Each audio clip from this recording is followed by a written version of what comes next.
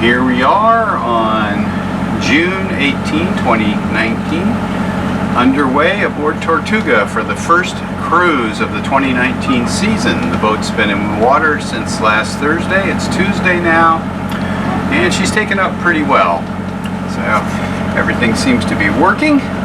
Fingers crossed, knock on wood, and hopefully everything will keep working. At least it's easy to knock on wood on a wooden boat.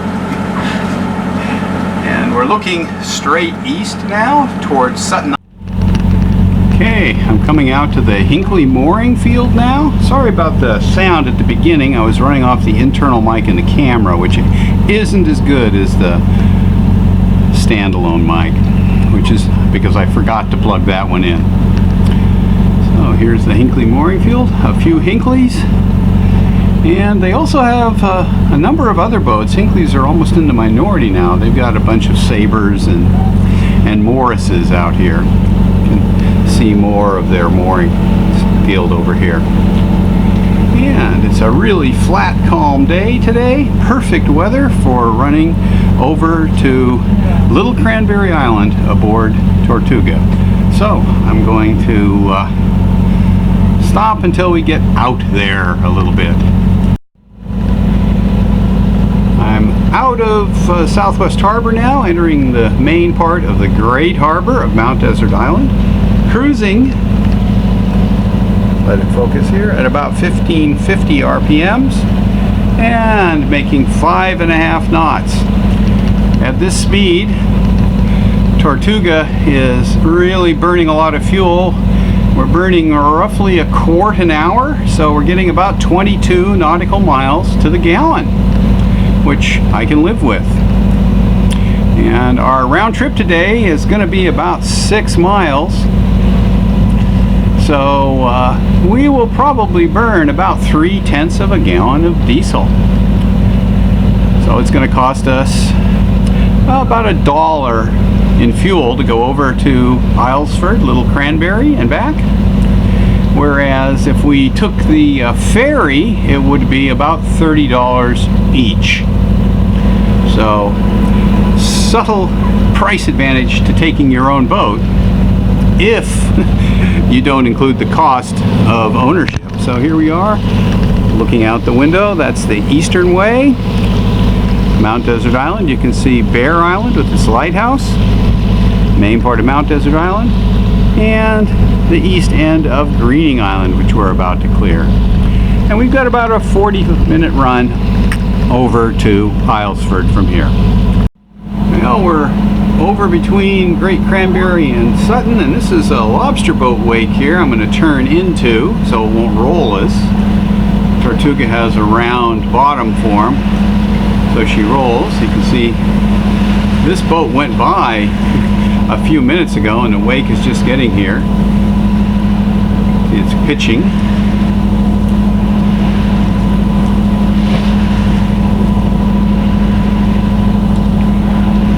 One thing that's noteworthy today is that there's very little in the way of lobster gear in the water, which is nice for cruising. I suppose it's not so nice for the fishermen who have to go outside the islands to catch any lobsters right now. So that's Great Cranberry Island over there. See it through the windows. Our destination, Little Cranberry Island and Islesford Harbor, straight ahead. And over on this side we have Sutton Island.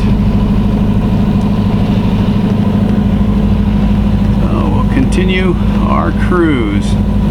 I'll just pan around and show you the inside of the boats. Still a little cluttered, but here we are, looking back towards Southwest Harbor. And still running at 5.5 knots.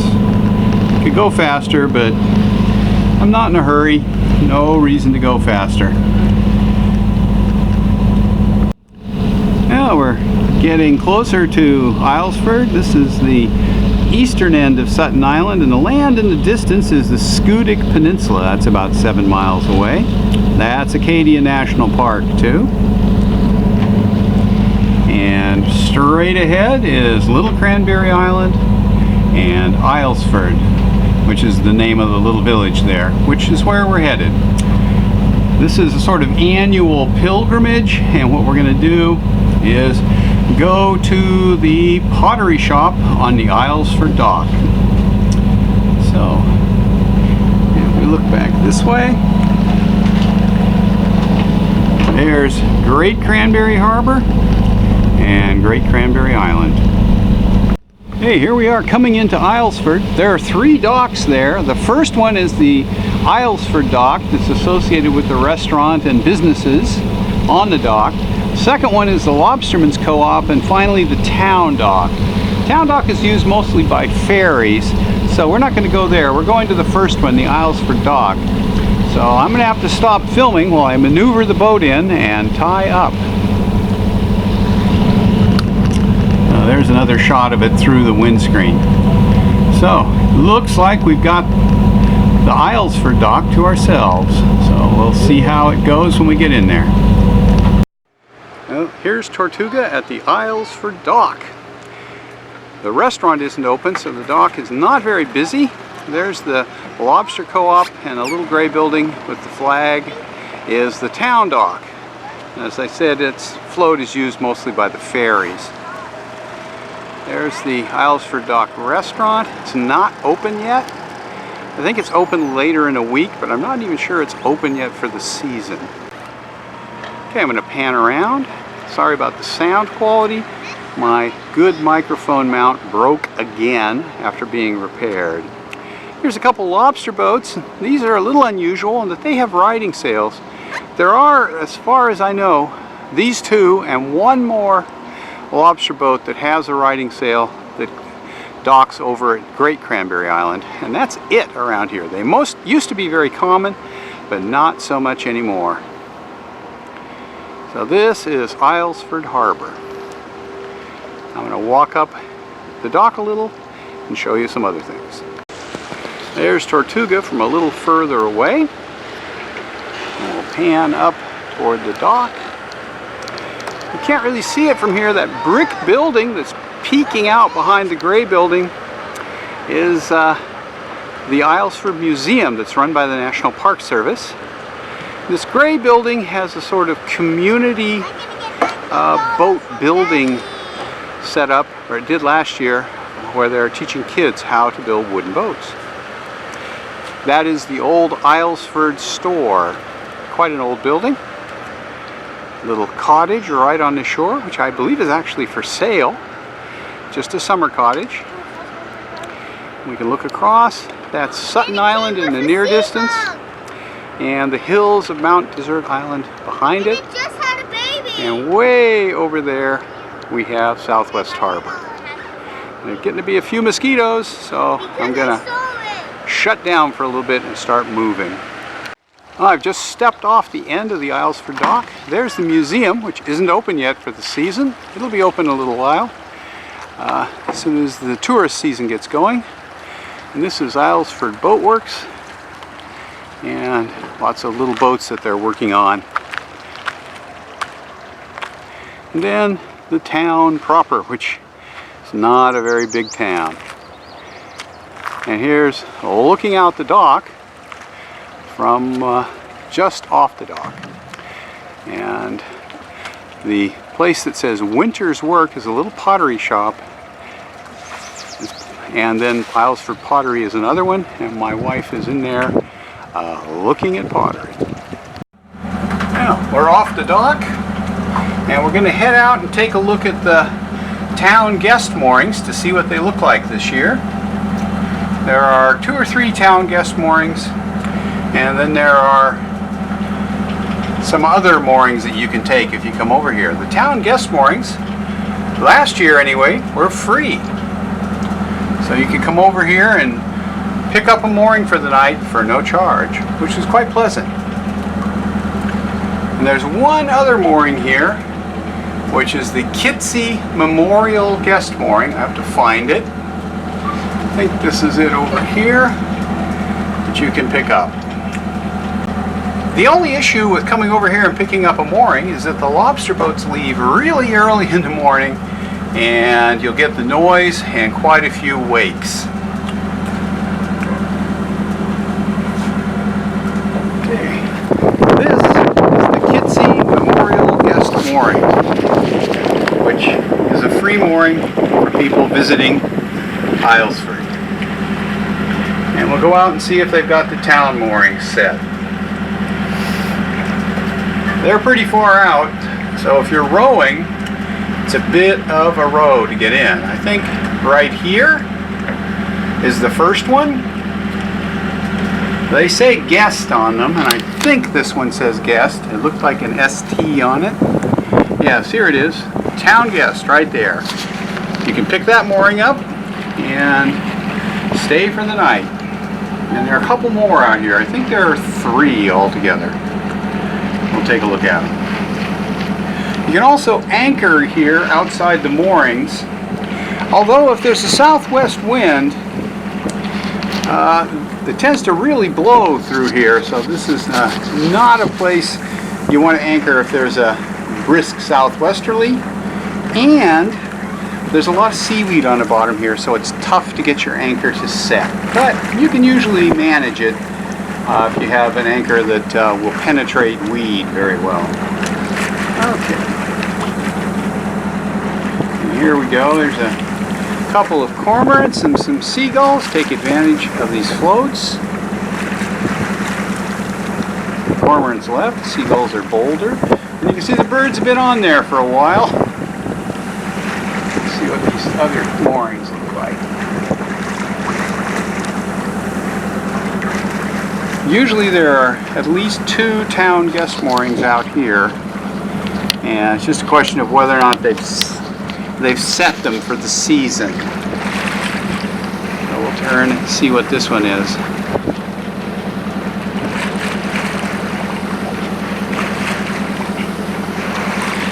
Big lobster boat coming in. They came in the gap between Little Cranberry and Great Cranberry, and that gap is called the Gut. And you can get through there at high tide, but at low tide there are a couple of 1-foot spots that might cause you some problems. I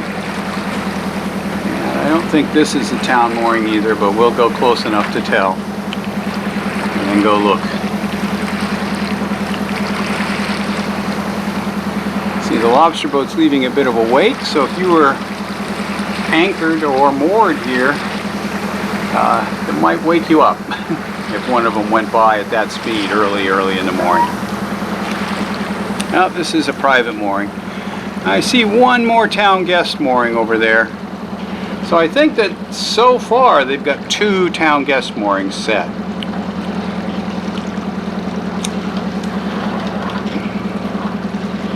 We'll come up by this other one. There's the view from here, which is spectacular. This is a great place in an easterly or a southerly wind, and even a little bit southwest if it's not blowing very hard. It usually doesn't blow very hard at night.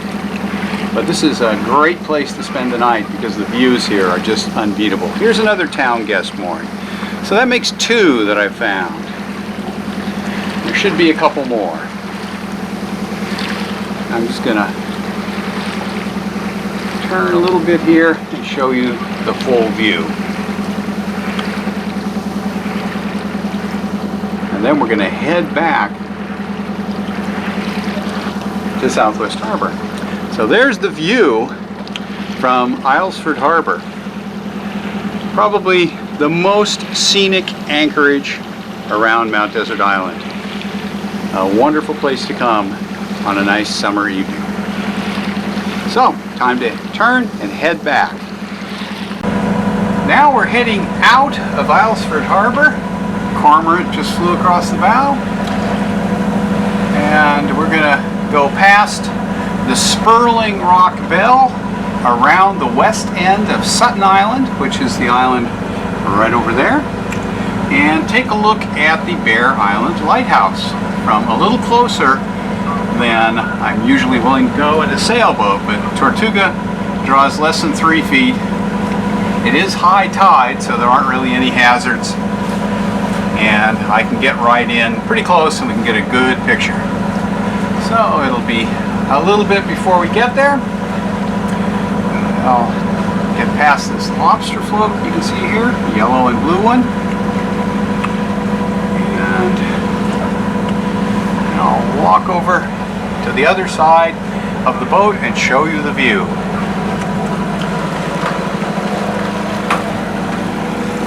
There's Mount Desert Island from just outside Islesford Harbor. You can see Cadillac Mountain, which is the high point, and the other hills over there. And part of the island is blocked by Sutton Island, which is the near island. This is the Spurling Rock Bell that marks the channel for the Gilly Thoroughfare here on the south side of Sutton Island. Notice the bell is equipped with a seagull to allow its easy identification by astute mariners. So there it goes. So far, wildlife that we've seen on this cruise, one harbor porpoise, which I was unable to film because it was too far away, and with this camera you wouldn't have seen it. And some cormorants, seagulls, and a few black guillemots. I'll see if I can get one of those in the field of view when we next spot one. That harbor in the distance is Great Cranberry Harbor. And right now we're heading pretty much straight west toward Southwest Harbor. And what I'm going to do is go around the west end of Sutton Island. Looking sort of northwest, that's Sutton Island. And we're going to go around the west end of the island over to Bear Island to have a look at the lighthouse. For those of you who aren't familiar with cruising the Maine coast, this is a float that marks the position of a lobster trap. Right now, you can see a few, but by Maine standards there are essentially no lobster traps here, which makes cruising this time of year quite pleasant. In a few weeks, there will literally be thousands of lobster trap floats in this area. This particular stretch I'm in is very popular, and you really have to stay on your toes to avoid the floats. Here we are going around the west end of Sutton Island. This is the south side of the west end where there's a big gravel bar that sticks way out. We're going to give that plenty of clearance because this is high tide and extends quite a ways. And all the houses on Sutton Island are summer homes. So we'll go around the end of Sutton Island and over toward Bear Island, which you can just see over there. The north side of Sutton Island is very rocky, as you'll see in just a few seconds. Well, here's the west end of the island, of Sutton Island, and there is the transition from gravel to rocks. And it's quite sudden, and you don't want to get too close in over there by those rocks because there are quite a few additional rocks there that are currently submerged by anywhere from a few inches to maybe 10 feet of water. Now we're looking east past the north side of Sutton Island, Mount Desert Island there, and Bear Island right up ahead. So I gotta steer the boat. Looking forward from the helm, you can see we're approaching Bear Island, and you can see the lighthouse up there. That lighthouse is a summer home that is leased from the national. The people that lease it have to maintain it to national park standards, but pretty good deal for a spectacular location. Most of Bear Island is in Acadia National Park. Now we're going to cruise over fairly close and get a better view of the Bear Island Lighthouse. We're headed pretty much straight north right now. Here we go, making the approach to Bear Island. The island is what we call bold. In other words, it's quite deep right up to the island, but I don't want to go too close. Still in 60 feet of water. And as we get closer, I'll turn and walk over to the starboard side of the boat to show you what it looks like. It's about as close as I want to come.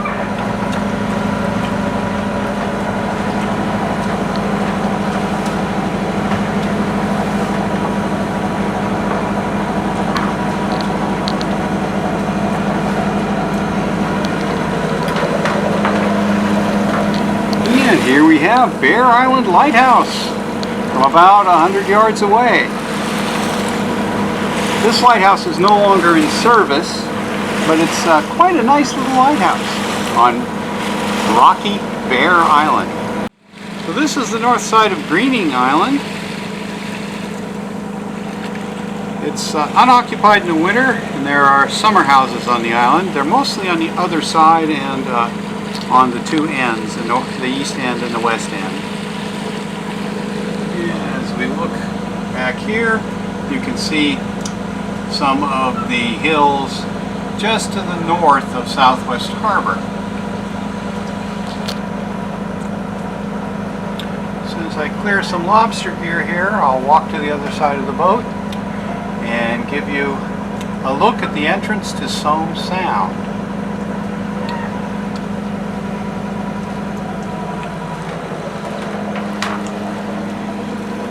There's that ketch, and they're heading up Somme Sound. That's the entrance to Somme Sound right there, which is about a 5-mile long, fairly narrow passage that goes right up the center of Mount Desert Island.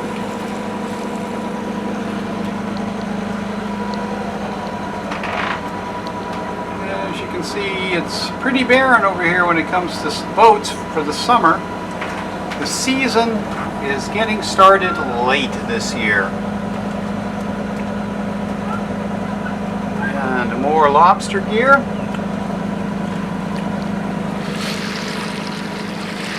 If you're motoring, you need to be careful of this.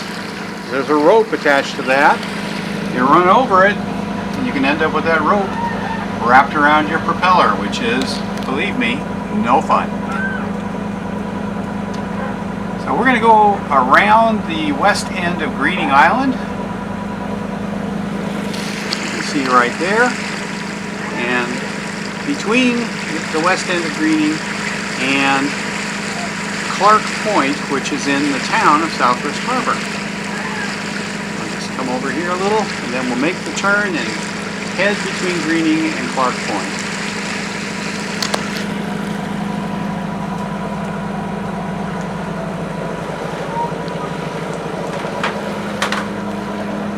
And over here you can see the ketch at the entrance to Somme Sound, and you can just start to see up the sound. Now we'll just stay over here looking up the sound for a little bit to see what it looks like. It's quite a pleasant place to go, although on hot summer days it's really warm up there. This time of year it would be warmer than out here, so it might be pleasant to go up there. The tide does run pretty hard. Right now the tide is starting to go out, which means you'll be bucking the tide going up Somme Sound. And the wind, if you're trying to sail, is either going up the sound or down the sound. So if you sail up the sound and you run up, you're going to have to tack back. And it's not very wide, so it means you might be doing 50, 60, 100 tacks. There's the view up Somme Sound.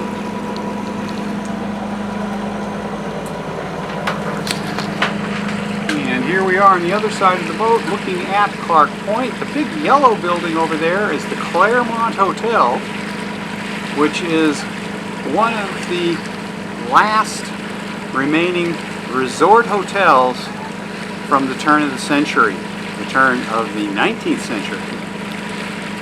And it's very, very pleasant place to go and spend a little time in the summer.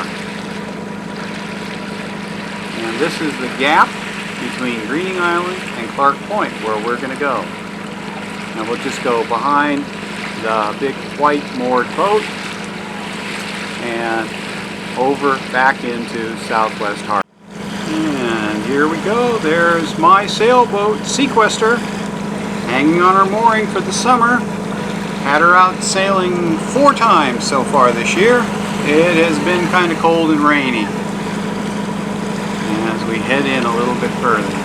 We've got another boat coming out, so I'm going to have to make sure I steer clear of them.